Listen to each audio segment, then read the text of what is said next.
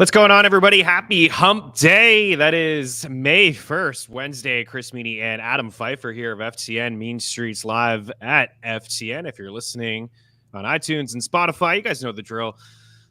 Rate, review, subscribe. Any questions, hop on over to our FTN YouTube page. Smash the like button, subscribe. Pfeiffer's doing videos daily. I'm doing some videos. We are recapping the NFL draft. We're going to have all kinds of content. We're going to start doing some live best ball drafts here at FTN as well. We want you guys to be part of all of it. So if you subscribe to our YouTube page, you get notified right away when we go live and when we have some video content, because Pfeiffer already put together several player profiles, immediate reaction, and we want to dive into everything. Adam, welcome in. A Pfeiffer 24. If you are listening on iTunes and Spotify, it's APFEIFER 24 on the Twitter machine. Of course, you know him from the co-host of the FTN Datacast.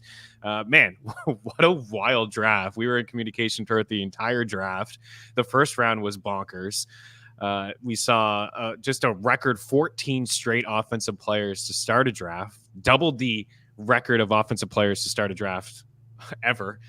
We did see before 6 quarterbacks in the first round, but we never saw 6 quarterbacks in the first 12 picks. 3 to start, 4 in the first 8, 5 in the first 10, 6 in the first 12. We had 3 wide receivers in the first 9 picks and 7 total. Pfeiffer, man, it was a wild draft, and I think we may look back on it for years to come, and it could be something that people talk about for years and just shook up the landscape of the NFL. Yeah, it was really fun. You, myself, Mike, Jeremy, we were all in the doing the live draft blog for the site, and then we ripped off a bunch of reaction videos, which I can't give enough credit to everybody that's helped with the production side of that. I mean, first of all, the quality was amazing, and then to add the fact that the turnaround from when the selections happened. So I was really proud of the team. But yeah, the draft was crazy. It felt like we were, like it always happens, especially for Dynasty rookie drafts where so much is going to change. I wouldn't say like a ton changed in terms of like where a lot of the players will go. We'll talk about some players, but it did change like in terms of like late first round draft picks and early to mid second round rookie picks are awesome this year. Because you have, obviously in Superflex, because you had 6 quarterbacks get top 12 draft capital. So that's going to push a lot of other players down. Like we could be talking, you and I are in Dynasty League where we have our rookie draft next week. And I have the 108 and like, there's like an actual outside chance like Odunze is there for me. And that's really exciting. So it's a really deep class for skill position players, which we obviously love for fantasy. Yeah, and you bring up a good point about Superflex, and we'll dive into that. I want to show you guys the consensus of our rookie rankings at running back and at wide receiver. Our rankings are live over at ftnfantasy.com. You, myself, Tyler Lochner, of course, Jeff Ratcliffe, Scott Spratt. We got Pope and Randall in there as well. So there's a few people giving different takes, but I've just pulled the consensus together. And if you are signed up with us, you can individually see who we like more. But Pfeiffer and I will talk about that, who we like maybe a little bit more or less than the consensus over at FTN. And we'll talk about the Superflex and the strategy behind it, because you're right. In that draft where you start 2 quarterbacks, we're going to see quarterbacks fly off the board, wide receivers, and maybe some value. I think the biggest takeaway for me in the NFL draft is, one, it was heavy offensive players and whatnot. The Michael Penix Jr. thing was wild to me. Ian Rappaport reporting before the draft that the Falcons were interested in Penix Jr. and I just thought he was this guy's drunk already. Like, he's having way too many pops. There's no way they're doing that, and they did it. It was just extremely strange for me to see a team go all in on Kirk Cousins, give him $100 million guaranteed, and then kind of like just back off. Like, oh, we're actually not officially all in. We're going to draft Michael Penix Jr. here as a guy who's, 24 in May, in just a couple days. He's had multiple injuries. If best case scenario for the Falcons is Kirk Cousins is the starting quarterback for the next 2 or 3 years, and he's not ready to go until 28, 27, pushing 30 before he maybe even takes a snap in the NFL. I thought that was a really puzzling selection, Pfeiffer.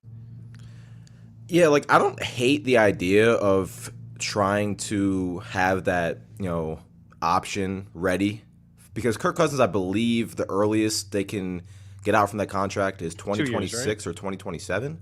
But like, and I like Michael Penix, but it did feel weird that they went with the quarterback that, like you said, is about to turn 24. So, like, by the time he may even be ready to take over the starting job, like, and not that, being 26, 27 at quarterback is old, but if it's your first full year starting, it's a little bit interesting. A lot of people said maybe they should have went J.J. McCarthy if they were going to go quarterback, who was still there for them. So I don't hate the selection as a lot of other people do, as much as a lot of other people do. I just thought it was kind of puzzling that apparently Kirk Cousins just didn't even know. Like, he was just kind of like, joins the team, you're the quarterback of the future. Not the future, but for the immediate future. And, oh, by the way, we're going to draft a quarterback 9th overall right after signing you to this massive contract. It's not, he hardly knew. I think there was some afterwards, there was some backtracking from the organization saying that they talked to him briefly, but Terry Frontenac, who is the general manager there, he had some interesting comments, I thought, after the selection. And I get it. Like, if you really like Michael Penix Jr. and you're thinking about your future, this is very important. You're looking ahead at the draft class. It's not as nice at the quarterback position next year. You have the injury that Cousins is recovering from. The Achilles is significant at his age. You want to be set up. You look at Jordan Love. I know Jordan Love was brought up. Nobody liked the Jordan Love selection at the end of the first. I know he was a lot younger. And now we're seeing that workout for the Green Bay Packers, Jalen Hurts a couple of years ago in the second round. That was puzzling to a lot of people. I get it, having a quarterback that you like, setting yourself up, but it's the age thing. It's the money that they dished out to Cousins. And I just thought that they needed a whole lot more, especially on the defensive side. And that was another takeaway for me, Adam. These defensive players continue to drop and drop and drop, and there's terrific value in the draft for certain teams. Eagles. Every year. Every year. Everyone just hates. Everyone's like, why are we giving the Eagles grade A's and A pluses because players fell into their laps? But dude, Quinyon Mitchell was projected for months to be at worst like 15th, 16th overall. 16, yeah. Like, I thought the Raiders were going to take him. We'll talk about that. That pissed me off. But yeah, like the Eagles and Ravens, I feel like every single season you look at their draft and it's like, how did they get this player here, and it's obviously if you're 31 other teams, it's annoying, but I mean, why would you not take the consensus top defensive back in the entire class falling to where he fell? Why would you not do that? And Eugene too, they ended up getting 2 of the top 3 corners, and I'm sure they were probably thinking that they were going to select him with their first round pick and have Mitchell fall, and then trading up and seeing him. So they made that selection. But yeah, certain winners, like good defensive players that were following. Latu fell, Turner fell, these cornerbacks fell. There was the team I think had the best draft, arguably, of the weekend was Washington. They got Johnny Newton, second round. 100%. Yeah, and I thought he was a top 25 player, so that could be really fun for them. And not breaking any news here, but Chicago's a big winner too, right? When you're able to get Caleb Williams and you're able to get Rome Odunze, those 2 guys. I was waiting, dude. I was waiting to see the graphic change from Chicago on the clock to Buffalo, and you guys would have had to replace me for the live draft blog because I would have. I don't know where I would have went, but I would have been cheering somewhere. But yeah, man, like. It's been talked about all the time. I just don't think there's been a rookie quarterback in a better situation year one. I just, like, whether you think it's Chicago, Seattle, at worst, they're third in wide receiver trios in the league. I would probably put them first because I'm that high on Rome. But, yeah, man, I love Rome. So once they decided not to trade back and take Rome, it was just like you only like Caleb Williams even more because, Keenan Allen leaves next year. Okay, you still have DJ Moore in Rome. Yeah, exactly. We'll talk about Rome from a redraft standpoint. I'm actually, my initial take is I think I'm going to fade him. There's a lot of JSN comps. Yeah. Because of landing spot. But here's the difference. Draft capital is a little bit different. Rome was a top 10 pick. Sure. Also, Rome is a better prospect. Yeah. Also, Rome is playing with who we think will be one of the next, elite quarterbacks in the league. But if you're fading Rome in Dynasty because of this, you're doing it wrong. No, we're going to get into that. I'm just telling you right off the top, he is the number 3 wide receiver for me. He's not going to I maybe in that draft that you talked about earlier in Superflex, maybe he'll fall, but there's no reason for him to go in. It's different in Superflex when you have 6 quarterbacks drafted in the top 12. That's the other thing too. I thought if there was any chance Penix did go in the first round, it would be to Denver, who obviously they took a quarterback, or the Raiders.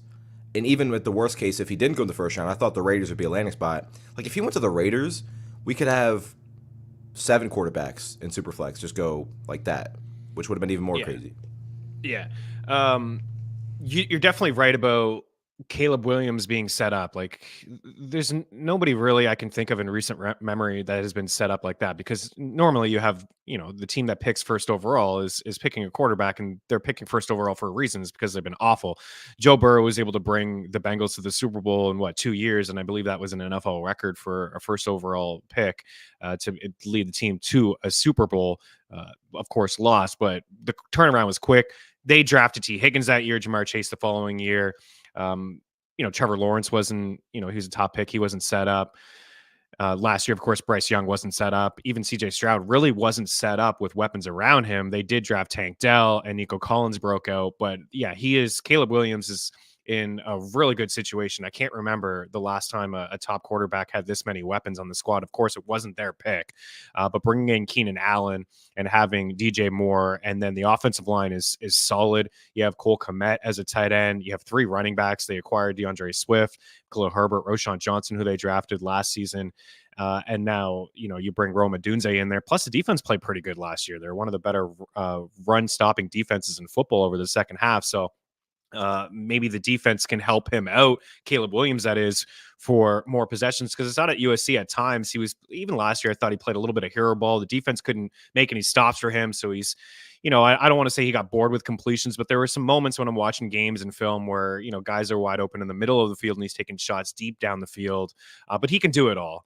If they could just temper, I don't want to say play it safe, because him rolling out to the left and making those throws with accuracy and in a bucket and the ropes that he can throw, I mean, that's all part of it. That's why you like him.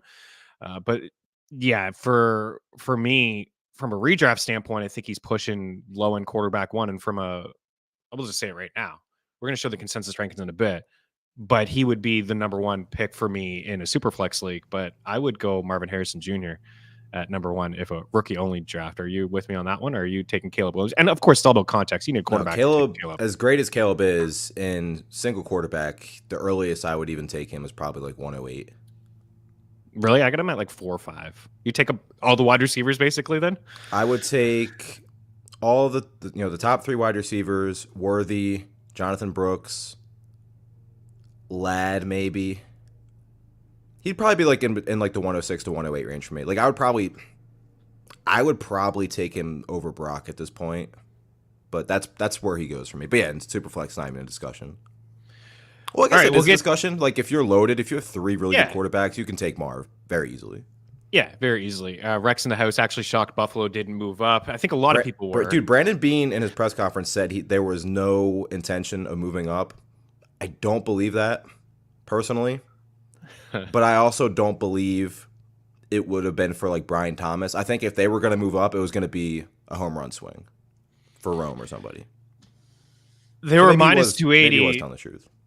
They were minus 280 to take a wide receiver with that pick at 28 for the first pick. Then they traded back a couple times. I thought Worthy was going to be the pick. I know a couple people that I'm close to are Bills fans, and they were hoping for Legette or Worthy.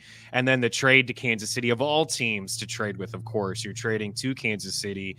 I don't want to make your blood boil, but I thought that was one of the most interesting things in the draft as well. We'll get into some of the players, but like, you normally don't see this. I guess you did a couple years ago. The Bills traded back, and who was that guy that they drafted was Patrick Mahomes, and Patrick Mahomes has had his way, of course, with the Bills over the past couple of years. The funny thing about that trade, too, is the Bills got a lot of really good players in that trade. It just doesn't matter because one of the 3 greatest quarterbacks of all time was in that trade. And we can look back at this deal and say, you know what? The Bills had a lot of holes defensively. They ended up with 10 draft picks. They traded back a couple times. I don't hate the trade because, look, Worthy was not on their board. They weren't going to draft him. So, like, just get more draft capital. Like, it's gonna suck when he has a 50-yard touchdown one of these weeks, especially if against Buffalo. But if they weren't planning on drafting him, like, you might as well just get draft capital. It looks bad, obviously, because it's the Chiefs. But luckily, we were up doing the blog and everything, or else, like, If I stayed up to watch the Bills, hopefully take a wide receiver at 28, and then they traded back, and then they traded out of the first round, I'd have been pretty tilted. We'll talk about Coleman in a second. I do like him. I think he's a good fit for Buffalo. But I thought that was just really shocking. And I know we can fast forward in 2 or 3 years, and the Bills and the Chiefs are playing the playoffs, and it's Troy Aikman and Joe Buck on the broadcast. And, it's the fastest man that we've ever seen at the combine. And it's Mahomes who hit him up. We can already say, I can already hear it. I can hear Buck say, well, Patrick Mahomes is lighting up the Bills again. That they traded back with Kansas City and Kansas City was selecting him. And Troy's like, yeah. And you know who else they got in a trade with the Buffalo Bills? Xavier Worthy. Worthy and Coleman are going to be linked together for years. But again, it's just the fact that you traded with Kansas City. Shout out to my guy, Gabe Morency of Sports Grid, who had a fantastic rant. He was furious. He's a massive Bills fan. He was furious. Why would we do this? Why would we do this? But at the end of the day, the trades did get some capital, was able to have a good draft, and they needed some players on defense, and they still got a wide receiver. To your point, if they don't like Xavier, if they didn't grade him as a first round wide receiver, which I heard the comments, second straight year, I think they had 28 first round grades. Yeah. So if you trade back. Yeah. All right, we'll move on from that, but I thought that I had to get your take on it, and of course. I thought it was so interesting. Like, really, you're going to trade? And of course, of all the players, right? Of all the players to select for Kansas City, it's exactly what they've been missing since Tyreek Hill. We'll get into his fit in Kansas City in a little bit. So let's, in case you missed it, we'll save the consensus rankings for a little bit. This is how the wide receivers fell off the board. Marvin Harrison Jr. at 4 to Arizona. Malik Nabers to 6 at the Giants. Odunze to the Bears at 9. So yeah, Odunze and Caleb Williams fly to Detroit together for the draft, and they're going to fly back to Chicago together. Brian Thomas Jr. to Jacksonville, pick 23. I already see him like, they got another Gabe Davis. We'll discuss that in a little bit. Xavier Worthy at pick 28 there, as we alluded to the Chiefs. Pearsall was a little bit of a surprise. I like the player, but I was pretty surprised with that pick. We'll see what happens. There's a lot of rumors and reports. Deebo Samuel and Brandon Ayuk could be traded, but if they haven't been traded already, I'm not sure that's going to happen. Xavier Legette to round out round 132. So just this talk here about these guys. Let's lead with Marvin Harrison Jr. We already discussed first for me in rookie-only drafts, redraft leagues first, and I have him ranked as high as a low-end wide receiver 1. I'm drinking the Kool-Aid right away with Kyler. Where do you have him? Because I thought I was going to be one of the highest. I have him at 15. I got him at 12. Okay, so I love it. I think if he's outside your top 15, you're overthinking. I really do. I would even consider him over a guy like Garrett Wilson. I know Garrett Wilson is extremely impressive. Rodgers, we hope that he's ready to go, and the offensive line is bolstered through free agency and whatnot. But I don't know, man. This guy's going to be a target hog, and if he's getting any kind of volume like DeAndre Hopkins had a couple of years ago in this offense, there's no reason for me to think that he won't be top 7 or 8 in targets among wideouts. Yeah, so it's obviously not the same offense that they had when Hopkins was there, but you just look like Hopkins in 2020, he had a 29.4% target share. He averaged 10 targets per game. And then we remember in 2022 when Hopkins was suspended for the first 6 games, they had Hollywood Brown, who was the clear wide receiver 1. He had insane volume during those first 6 weeks. 10.7 targets, 7 receptions per game, 26% target share, 23% target per out run rate. Marvin Harrison, there really isn't any holes in his game, right? He wins with physicality, with size, with finesse, great hands, can run routes at all 3 levels, paired with who I think we need to remember is still an elite quarterback in this league, and Kyler Murray, who's going to be, his first full season coming off the ACL. I just, there's nothing to not like. The only reason I have him at 15 and not closer to 12, and I could still change it very easily, is simply because the position at the top is still pretty loaded, right? I debated between him and Chris Olave. He's ahead of both San Francisco receivers for me. He's right there with Mike Evans, Cooper Kupp. But yeah, obviously we don't have to talk about where he should go in dynasty rookie drafts, but in traditional redrafts, probably a 3rd round selection at the very worst. Yeah, he went in the 2nd round as wide receiver 11 in the SiriusXM post-draft on Sunday. You and I are not actually the highest. I'm looking. Our guy Tyler Lochner has him at 9.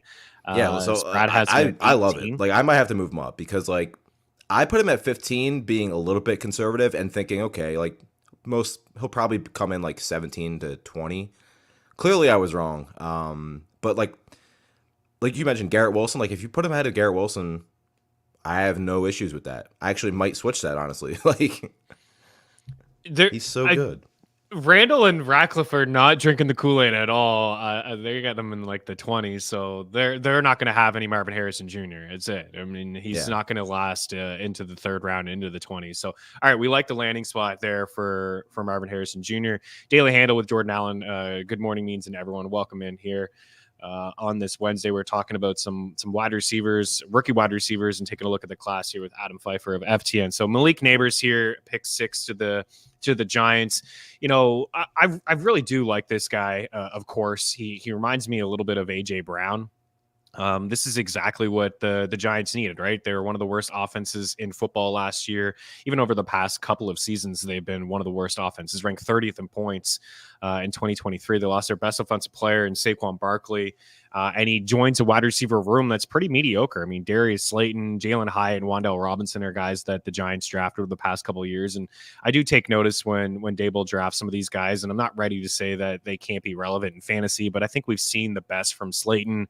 Darren Waller is contemplating retirement. So I think Nabers opens up as like the clear-cut number one right away in this passing attack. And I get it's Daniel Jones, and you know, he may not be the best weapon here, but I think this will help Daniel Jones to get the ball out quickly for him. Nabers, man, I really liked his. I did the write up here for FTN. I was talking about his incredible suit with like all the highlights inside of his jacket. I'm like, man, there's not enough room inside that jacket for all those highlights that he had. I mean, he actually had the LSU record for the most yards ever. And there's been some good wide receivers to come out of LSU. Justin Jefferson, Jamar Chase, OBJ. Mind you, he did play a little bit longer than those guys, but he still had a really good 2023, nearly 1,600 yards, 14 touchdowns. He's 6 foot, 200 pounds, speedster. I like the pick. It's just the Giants, right? So it's hard to really get excited about them from like a redraft or a dynasty standpoint. But I just think you need to block that out. Like he'd be my number 2. He's my number 2 wide out. Redraft and rookie. I've seen like similar comparisons of like when Garrett Wilson was drafted, bad quarterback situation, but zero competition for targets. That's the same situation here. Like he's the only receiver that can flirt with Marvin Harrison's targets outside of maybe Ladd. We'll talk about Ladd, but yeah, I don't care about the quarterback situation because Brian Daboll is going to scheme touches for him. He's amazing after the catch. He reminds me a lot of Odell Beckham. So it's not as sexy as if he went and played with Justin Herbert, but 130 targets year one is probably his floor. How many did you say? 130? 120, 130. Yeah, I think that's fair. Yeah, did Waller officially retire? I thought he was just contemplating. So I left him out of all my rankings. Yeah, from what I still have him because the last time I looked, it was still contemplating. But yeah, I feel like he is going to. It just feels like it. But yeah, I don't think he's officially retired yet, Joshua. But I mean, the Giants. He's contemplating. The Giants drafted a tight end, so that'll tell you a little bit about the feeling there. And anyways, even if he doesn't retire, he's not a factor. He's not a factor anymore, and he wasn't a factor last year. Just unfortunately can't stay on the field. Okay, so we'll continue here. We'll get Pfeiffer, get your camera going. I think we lost you there for a second, but I think you're still in the stream, which is good. So your boy Rome Odunze here to the Chicago Bears at pick 9. So they make this selection. There was some reports, as you mentioned earlier, about the Bills potentially trading up here for Rome Odunze. I don't have him ranked high in redraft. I do think that I agree with what you said. He's not the same prospect as JSN. There's a lot of comparisons heading into an offense where there's already some veteran wide receivers, a rookie quarterback, things like that. I think it could take a little bit of time, but from a rookie only standpoint, your rookie only draft, he'd be pick 3 for me right off the board. Super flex. I'm still thinking about him very early. Of course, he's going to fall in super flex. You're going to see some drafts where he goes 108. Because of the quarterbacks, right? But if people are set up near the top, he may still kind of go 5 or 6. Like, let's say we get the quarterbacks, maybe Williams, Daniels, May, McCarthy. Maybe we stop there. Harrison 5, Nabers 6. Then we're starting to think maybe 7, 8. Like You're in the what, 8-9 spot in our draft. You're gonna have I'm to move up. 108. I don't think he's gonna be there for me. Like You're for gonna have me, to move up. 108. I don't know. I probably shouldn't be saying this because you're in the league with me, but whatever. But I'm like Um, 11. I think I know that I'm not gonna get him. well, no, I'm saying like the 108 spot for me because there's so much depth in this class. I would I would really contemplate, especially if you're like set at tight end, you don't love the Brock landing spot. 108's a spot where I'm looking to trade back probably. Yeah. Well, you've been pretty vocal about that. You're not telling any secrets. You've been trying to trade back It's true. for a little bit. Okay, so Rome, what do you think about him from a redraft standpoint, though? Are you going to be in or out on him? Because in that serious draft, man, he was like in the 8th round, and there's some other rookie wide receivers that we're going to discuss that I think, from a redraft standpoint, I would rather have than Rome in this year.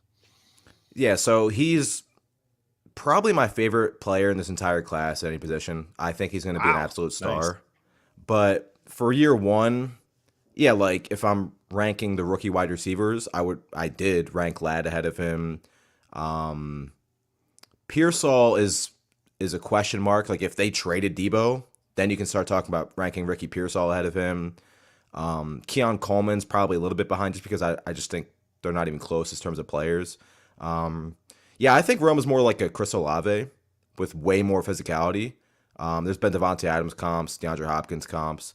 And yeah, like for this year, like you're probably looking at him as a wide receiver 4 that's gonna have some weeks.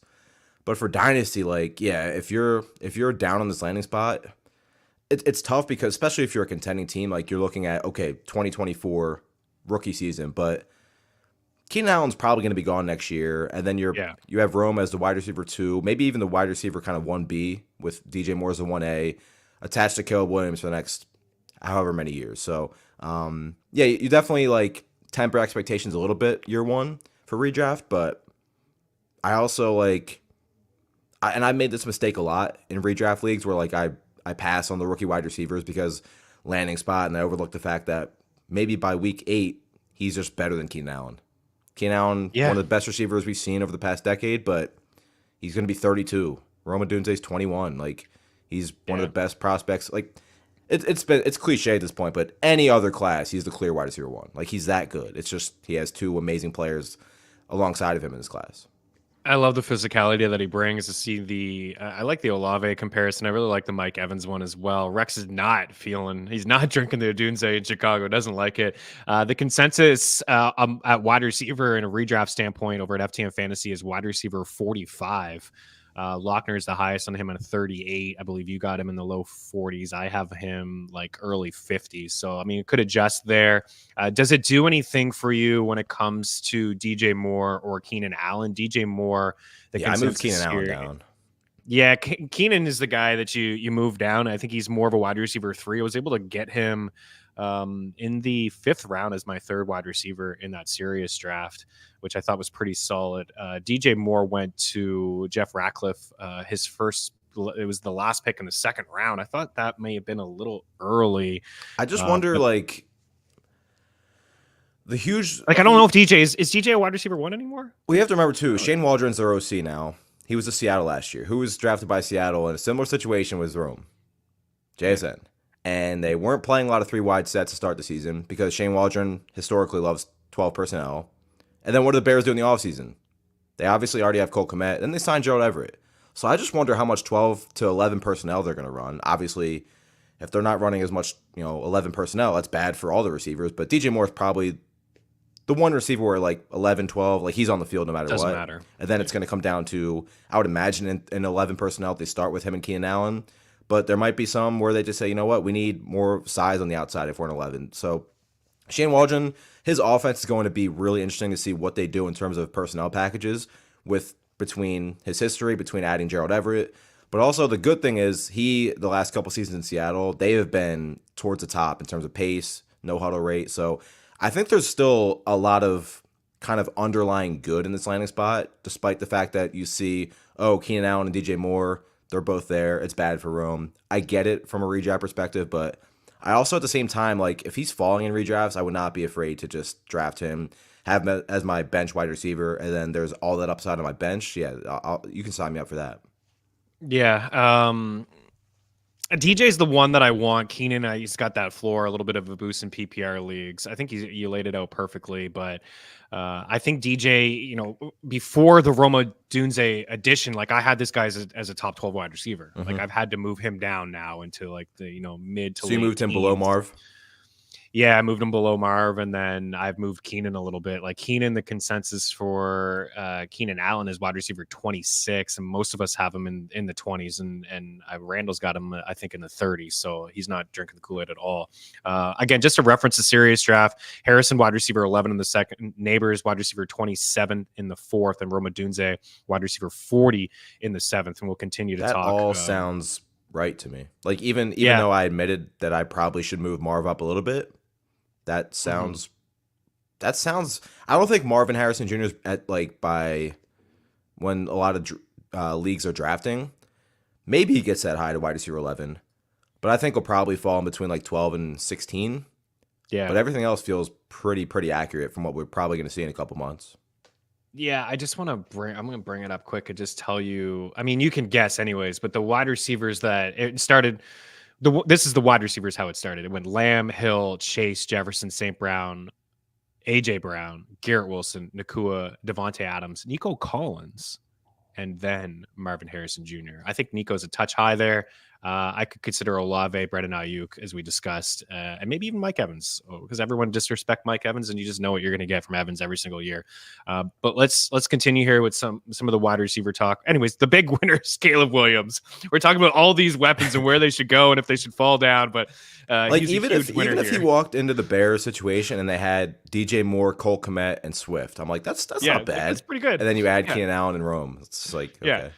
I mean, Bryce Young had nothing. He didn't have anybody inside his wide receiver room that can get any separation. Adam Thielen for a minute, and then he cooled down, of course, with the age. So they did him a couple favors here in this draft. So get a little bit deeper here. Brian Thomas Jr. to Jacksonville at pick 28, and in the Slack immediately you talked about Gabe Davis. So to me, Gabe Davis now I think he's a loser in this situation.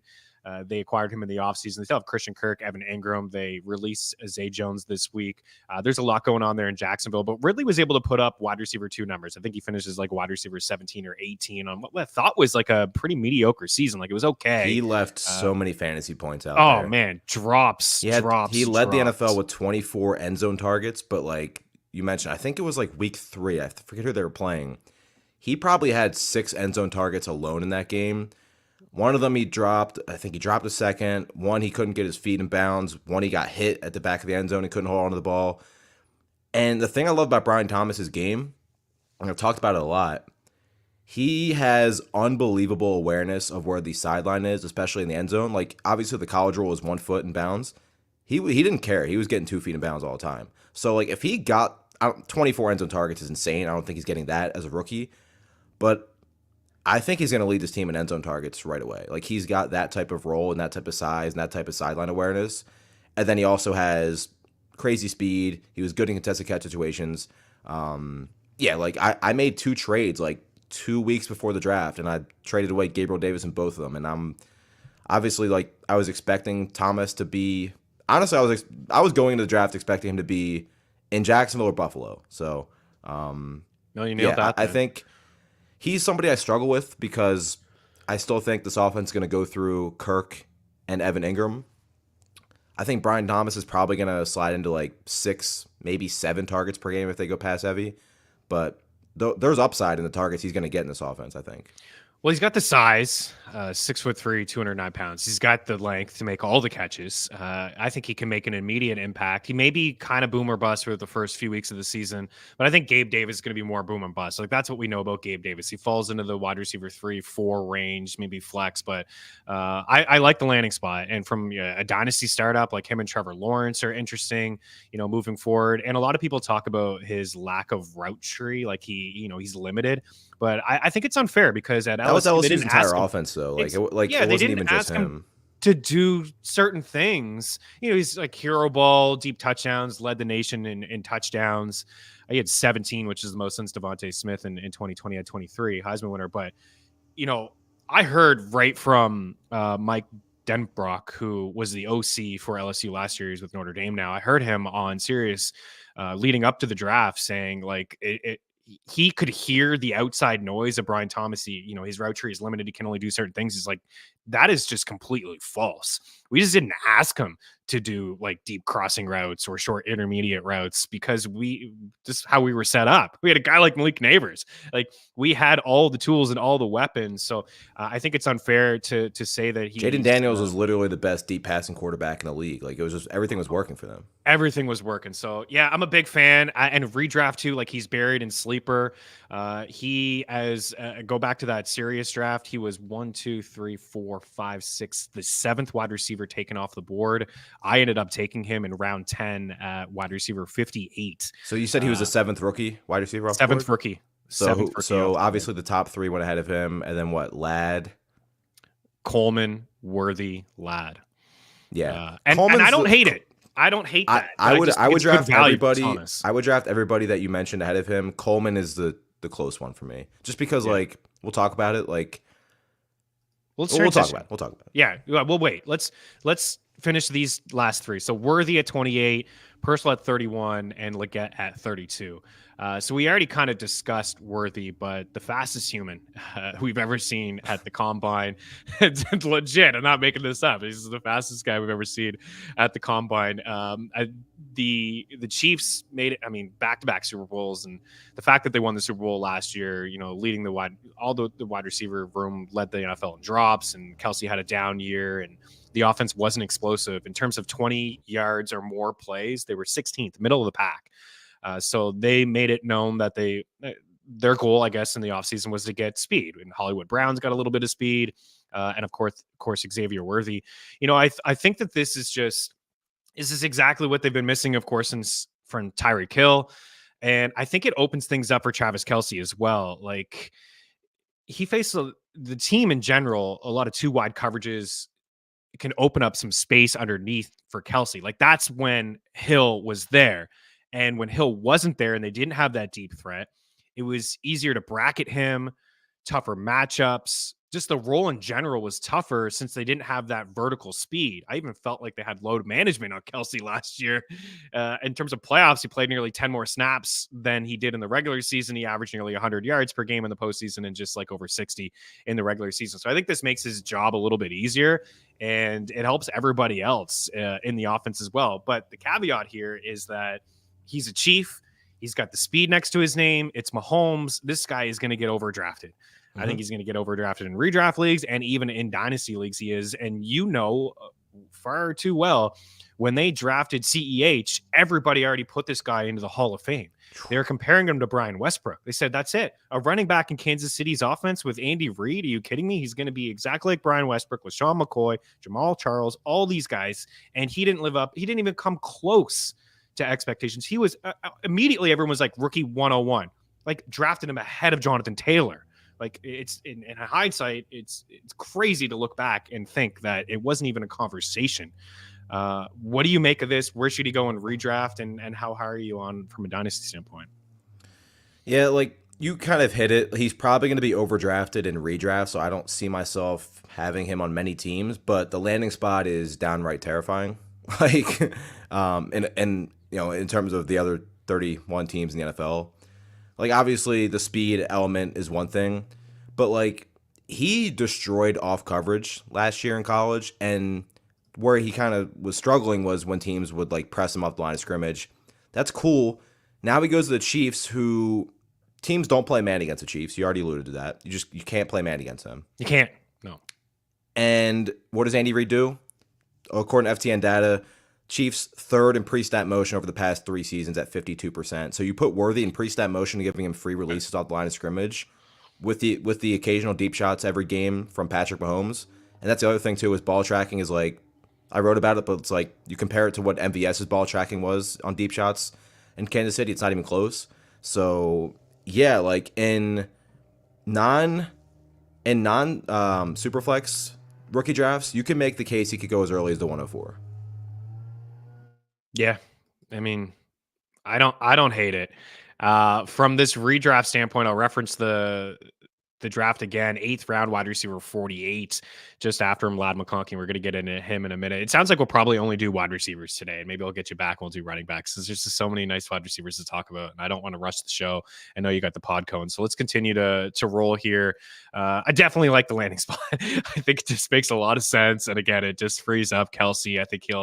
I still like Laporta as my number 1 tight end, but I think Kelsey he can have a little bit of a bounce back season, and maybe what he did last year is just the floor, and he could do a little bit more because he was awesome in the playoffs. It's so funny too, because like his stats for a top fantasy tight end were still good. It's just where he's still 900 to 1,000 yards from Travis Kelsey, so it was just weird. I know, it was just weird. And he didn't lead the team in touchdowns, right? It was Rashee Rice there. Okay, we'll continue here, and let's wrap up with Pearsall and Legette. I'll throw it over to you. The Pearsall thing again did surprise me. I thought maybe the writing was on the wall that San Fran was going to move one of those guys, but you got Pearsall inside this offense. I do like him as a player, and Brock Purdy and Shanahan, and at some point, Debo's probably out the door. One of the two guys. I say they try to keep Ayuk. Of course, the reports I hear it's like they'd rather trade Debo. Like, duh, you know what I mean? Like, he's had injuries, got the contract, he's a little bit older. Like, of course, like you want to keep Ayuk. But most teams, I think Colin would rather Ayuk than Debo, and it's not a slight on Debo. But what'd you make of that Pearsall move? And we'll slide into Carolina getting a Bryce Young a weapon. Yeah, 30 for like nobody had him going in the first round, and then when it was San Francisco of all teams, it was okay. Somebody's getting traded because the rumors were picking up right before that. I still think there's a chance Debo gets traded. We've seen it all the time. It's pretty much impossible for this team to have McCaffrey, Kittle, Debo, and Ayuk all be really good every week. There's somebody gets left out, whether it's Kittle having 8 for 160 and 3, and the next week he has 2 for 40. So like Ricky Pearsall, if San Francisco is full at wide receiver this year, is going to be probably somebody you rarely want to start. So like it's kind of that simple for me. I did the write up on the blog. It's that simple. Like if they trade somebody, I have way more interest in him. It's like I tend to like to overanalyze things, but it's really that simple for me. If they don't trade anybody, I see him being an impactful player for them. It's a good scheme fit, but he's not going to be somebody we start in fantasy. No, he's like a last pick in best ball formats if you have a San Fran stack, or we'll get into where he fits in the consensus wide receiver rankings in a moment, but I couldn't agree more with you. And that team, like, they're arguably the best team on paper in the NFL, but like they weren't without positions to address. So the fact that they still went receiver at 31. Pretty surprising. Yeah, like maybe it's a trade deadline move with Debo or something like that. I don't know, but I agree. If they do any move, it's going to be trading Debo Samuel. Yeah, we could see it. We'll see. But until that happens, Pearsall's, to your point, he's not going to be interesting from a redraft standpoint. I do think he's very interesting from a dynasty rookie only standpoint. And then Legette. You didn't want the Bills to get Legette? Was that a fallback option for you? It was. I would have been fine with it. My dream scenario was him to go to the Colts because it's a perfect scheme fit for Shane Steichen. But yeah, there's been obviously a lot of like comparisons to last year with Jonathan Mingo. I think Legette is such an interesting player because he had that late breakout, but has all the tools. And I think at the end of the day, it's more of a like you can draft him in like the start of the second round in rookie drafts because of the draft capital. I just think it's more reason, like for weeks I've been saying go trade for Bryce Young in Dynasty because everything they've done this offseason has been to help him. Hire Dave Canales, sign 2 offensive guards in free agency to help him, trade for Deontay Johnson. Draft Xavier Legette, who has crazy speed and after the catch ability. And like Dave Canales talked about all the ways they're going to give him the football. So I think like he's got way more of a chance of being relevant year one than Ricky Pearsall, for instance. Oh, 100%. Yeah. I think that Carolina did it. I like Brooks. He's my favorite running back. We'll get him another time. I think they did some good things for Bryce Young and just trying to, get some skill around him. Tavion Sanders, like they just added so many players. They did. They have a lot of holes, but at least they try to like get some offensive players that can get some separation, make some plays for Bryce Young. They won't go from like the 30th ranked offense to 7th, but if they're like 16th, 17th, that's all I need from Bryce Young. So yeah, it's going to be harder to do so now, but if you can, go trade from a dynasty. Yeah, 100%. And then let's move into the second round. Let's give the mic to you, Keon Coleman, Buffalo. I think I would rather give the mic to Keon Coleman because he is hilarious. He is awesome. Man, is he ever? He is awesome. I hope he has 15. I hope he has 1,500 yards and 15 touchdowns this year because he is so easy to root for. I'm so excited. Talking about the jacket and shopping, give you some shopping tips, man. This guy is phenomenal. I watched that press conference a couple times. I'm like, this guy's a stud. I'll give you my thoughts first on how I think he fits in, kind of perfectly with this Bills offense, and then give it the mic to you and what you think as well. That was the rumor. The Bills, started the second round, and it was like -40 for them to take a wide receiver. And I think I mentioned you Coleman there, and I think Pope was one in Franklin, which I think would have just been awful. No shots fired at Franklin, but Coleman, I think they needed size and strength. They got that here. He's not an elite separator. But I think he's not really going to stretch the field a ton. But man, this guy, and you're going to hear it all the time. And when people break down prospects, like play basketball, all this stuff, like he can box out. He can box out in the red zone. He can make any kind of catch thrown his way. The difficult catches, Allen just has to get it to him. He can be a nice piece, a nice weapon. And I think he just brings something different that the Bills don't have. All of a sudden, they have all kinds of different styles now. You got Curtis Samuel, who's familiar with Brady. You got Shakir, who kind of popped off towards the end. Kincaid and Knox, and now Josh Allen doesn't have to. I mean, there's nearly 2,000 yards gone from Diggs and Gabe Davis, but now he doesn't really have to focus in on one guy. I think he can kind of play like Mahomes, kind of like the quote unquote point guard situation. Like he can spread the ball around. He can actually play QB, move it around, and utilize all of his weapons. So I think this is a really good fit, man, and I like the player.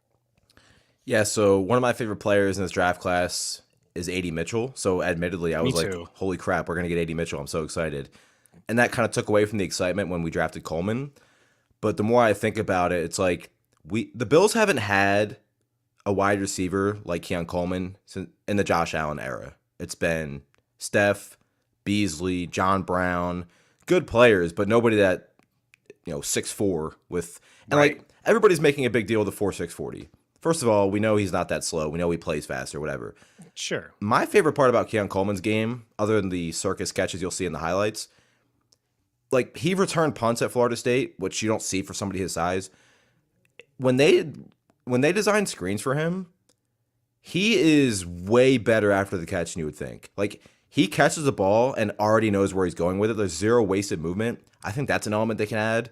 I think Coleman, obviously, they asked him about it in his press conference about the off-structure kind of broken plays, how he's always been good at that. And I don't think there's a quarterback that you would want to play with more in that element than Josh Allen. So, yes, is he going to get the 161.5 targets per season that Steph was getting? Absolutely not. He's not even going to come close to it. People are saying he's the new wide receiver one. He's not. It's Dalton Kincaid. But I agree with you. He is what they were missing. And I think it's going to work one of two ways. It sounds kind of obvious, but I think he's either going to hit insanely high, or he's going to be a bust. And that's the home run swing that Brandon Beane wanted to make. And for what it's worth, second straight season where Josh Allen told Brandon Beane, I want this guy.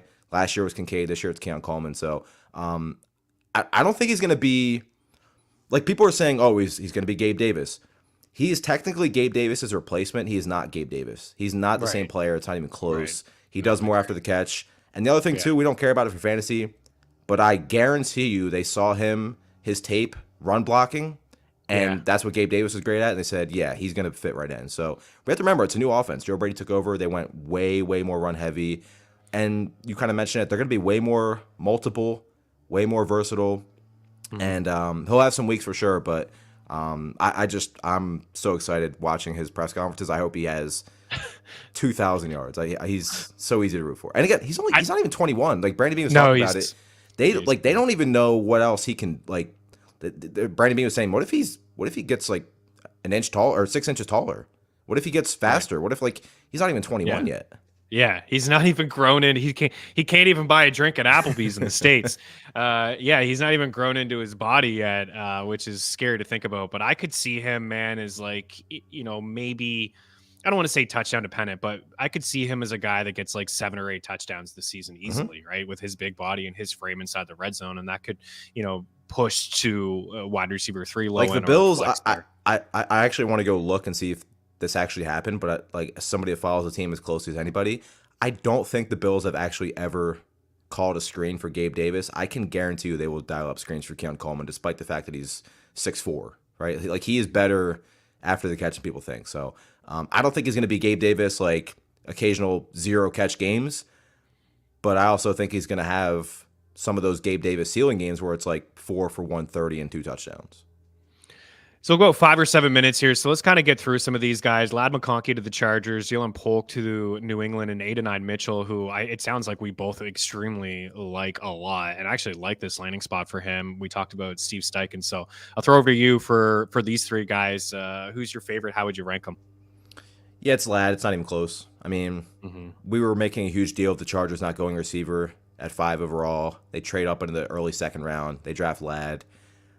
I know this offense is going to be way more run heavy with Harbaugh and Greg Roman, but if Ladd McConkey gets a 20% target share from Justin Herbert, he's going to probably, like, if I had to put my money on any rookie wide receiver finishing behind the top 2 as the wide receiver 3 among the rookies this year, it would be Ladd.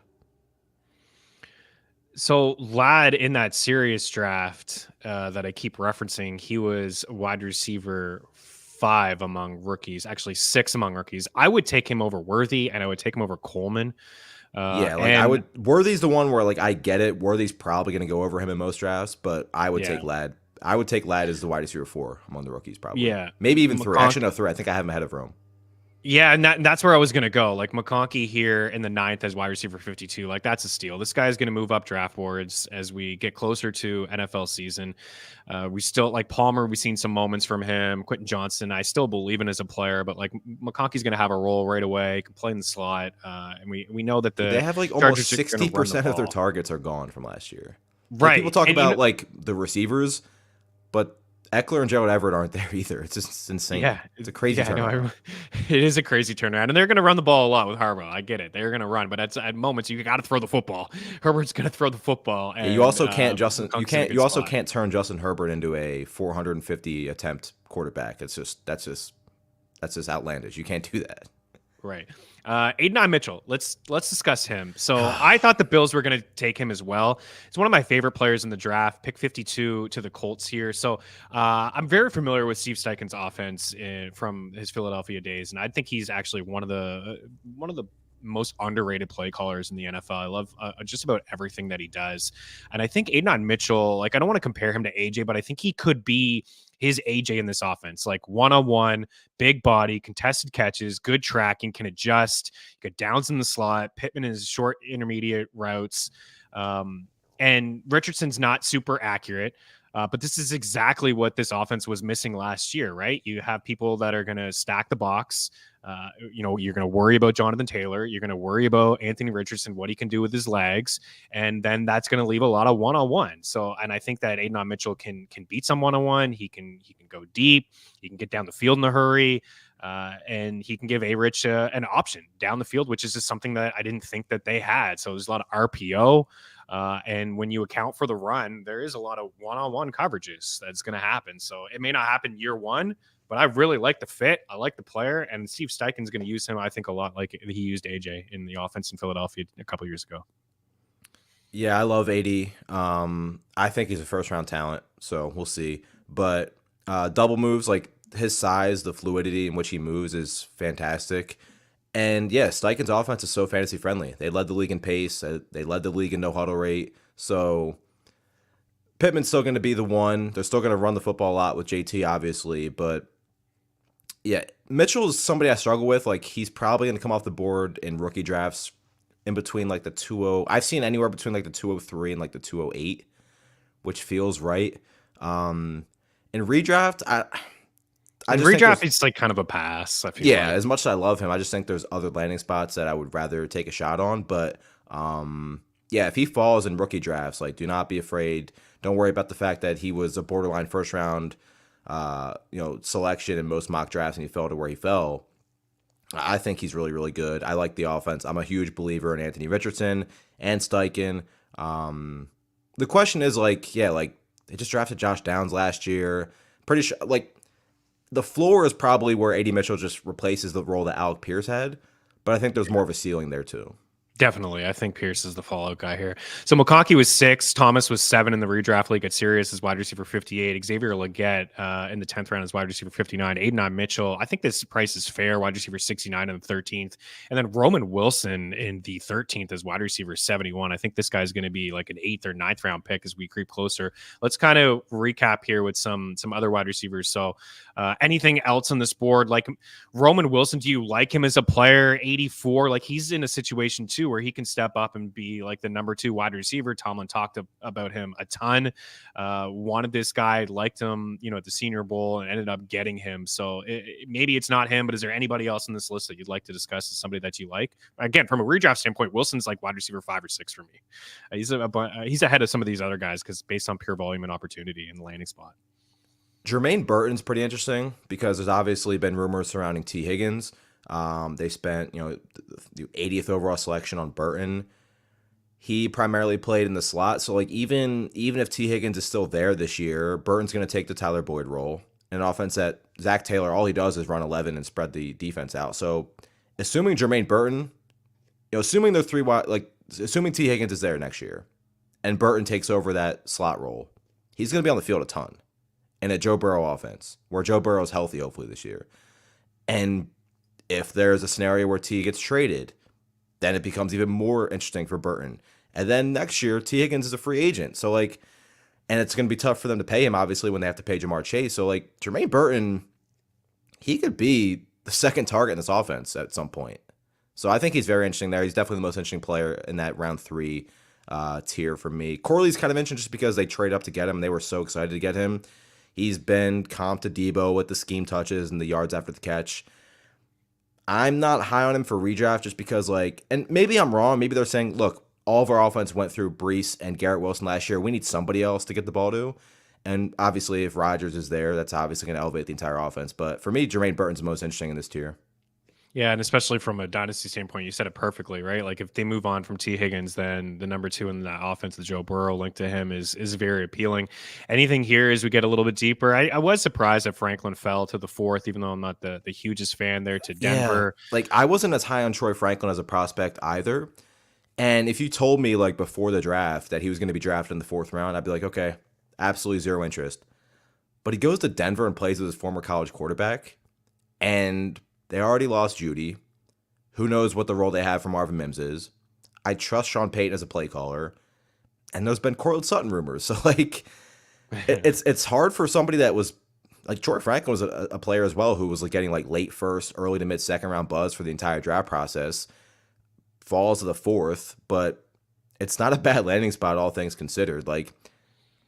Joining the NFL is hard enough for a rookie, but it's a little bit less difficult when you're joining with the quarterback you played in college with. So I don't think that can be kind of lost in the process. And Cortland Sutton, Jerry Jeudy, they move on from. Cortland Sutton is another guy that they could move on from as well. So he could fall in maybe in the second half to some targets. Bub Means is entering a wide receiver room that's not, super deep either, with Chris Olave, A.T. Perry, Rashid Shaheed. Maybe he can fall into some targets as well. The Eagles grabbing Smith and Wilson, of course, buried. We see maybe potentially some special team stuff there, punt return stuff from some of those guys. But anybody else on this list? Brendan Rice, of course, Jerry's son. To the Chargers. Anybody here that's a deep sleeper for you? I know you don't want to share too many secrets. You're going to draft together, but buddy, I'm already locked in with wide receivers, so it's all good. I know. I need one, please. Well, is there someone here that maybe you think you got your eye on for later in drafts?